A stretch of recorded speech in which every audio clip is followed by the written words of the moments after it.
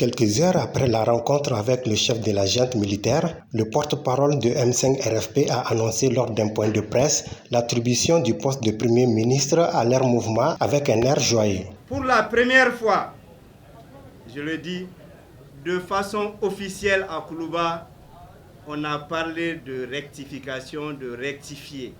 Le vice-président Assimi Goïta l'a dit de façon solennelle que officiellement le poste de Premier ministre de la République du Mali revenait au M5 RFP.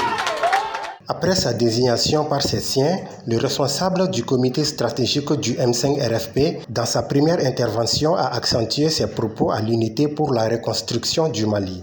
Et ce qu'il propose aux Maliens aujourd'hui, qui rejoint la position du M5 RFP, c'est l'union de toutes les forces patriotiques pour sauver le Mali.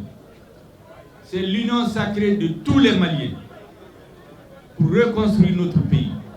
Et c'est pourquoi le M5 RFP doit savoir qu'à partir de cet instant, il a une responsabilité plus grande encore qu'hier, pour que même ceux qui ne sont pas M5 RFP, et ils sont nombreux, nous ne sommes pas les seuls Maliens, se reconnaissent dans les actes qui vont être posés.